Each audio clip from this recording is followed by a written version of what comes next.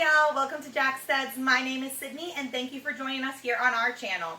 We are going to be going over our family's transition from a 10-acre piece of property that had nothing on it except a small barn, no utilities, to where we are at today with a 24 by 28 foot house that we are currently building, as well as all utilities including septic, well, and electric, as well as our permaculture inspired orchard and garden area. Our video today is going to give you guys a overview of what you can expect from our channel, as well as a brief time lapse of from where we started to where we're at today. We're going to start right in with the time lapse and get right to the good part, and then we'll go over a few things about what you can expect from our channel going forward at the end. So subscribe and stay tuned if you are someone that is interested in also transitioning your life and your property and want to do things yourself.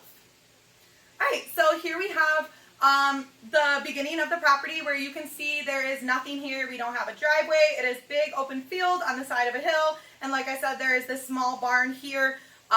So after observing the property and putting in lots of different factors, figuring out what our sectors were, what we wanted out of a property, we decided to place it here at the bottom of the hill.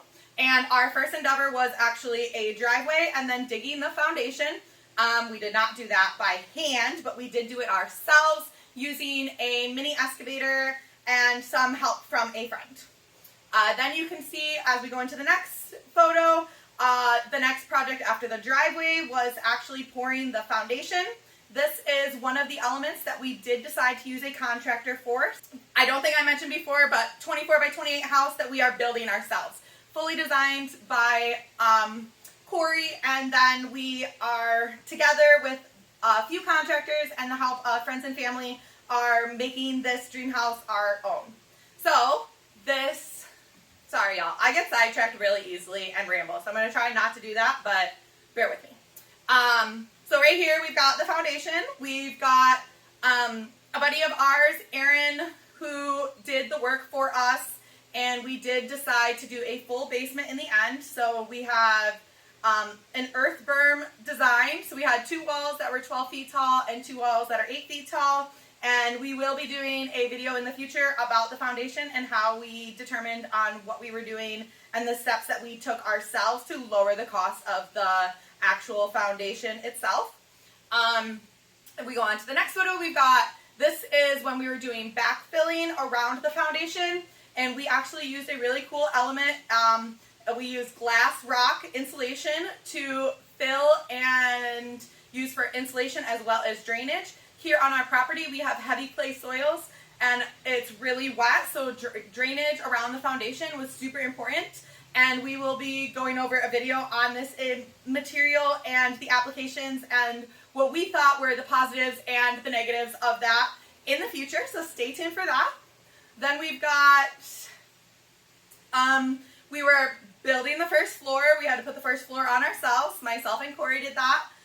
Then we've got here where we were building our first set of walls, and yes, you did hear me correctly, our first set of walls. Our house is being built with a double studded wall construction. So we put all of our first floor walls up first, and then you can see here we had to build the second floor on top of that. Then after we put the second floor on, you can see we're getting into winter here. So we did work through all seasons and all weather conditions. The second floor walls were put up with some help.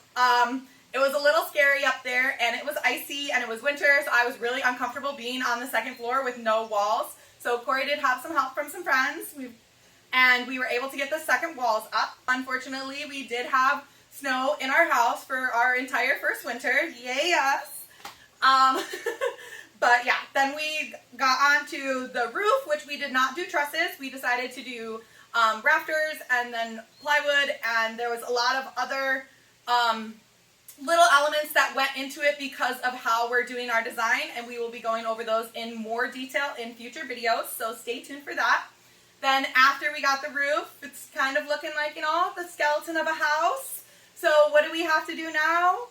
We are using the Intello Plus as our interior membrane for our airtight build. So we are using an airtight design in order to maximize efficiency and save on heating costs. We are doing all of this ourselves with a lot of research and a lot of time that Corey has put in. We are pretty confident that we are going to have a fully airtight sealed house. Then you can see here we framed out our second wall all the way around. First story and second story, we kind of did it all in one shot. As you can see here on the tall walls, we didn't have to break it up into two because the floor was not setting on this. Then we have our Mentos 3000, which we use as our exterior membrane, and we had to wrap the house on that, and it also connects with the interior membrane in order to create a breathable but airtight environment. Then we had to put up our siding, and yeah, that's kind of where we're at now. It doesn't sound like a lot, but when you're doing a unique build like this and you're not an experienced builder with this type of method, or really have never built a house ever, so this is our first, it does take a lot of time and it takes a lot of research.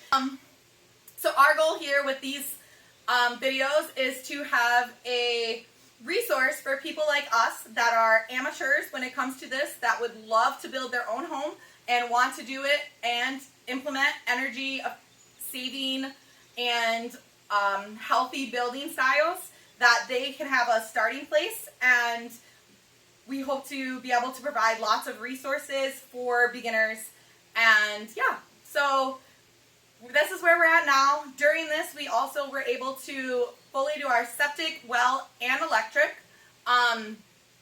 We also have had quite a bit of grade work done around the house and the foundation because we did want it earth bermed on the one side, so we had to bring up the ground level quite a bit.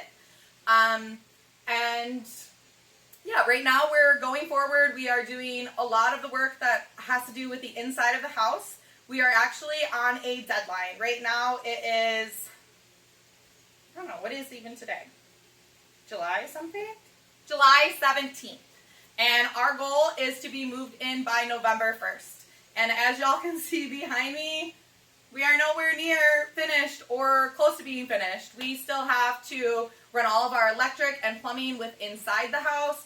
We have to put up all of the walls as far as the wood that's going up on everything. We still have to install all of our windows. We have custom designed our kitchen, and we'll be building everything ourselves for that, as well as all of our bathrooms, stairways, just lots of things in the future that you guys will get to join us on. We do not plan on using very many contractors. We have only used 4 so far with the entire build. We framed all of this ourselves without any electric. So stay tuned, because we will be going over the essential battery operated tools that you need in order to do the same if you're trying to do something off grid or on a property that doesn't have electric yet.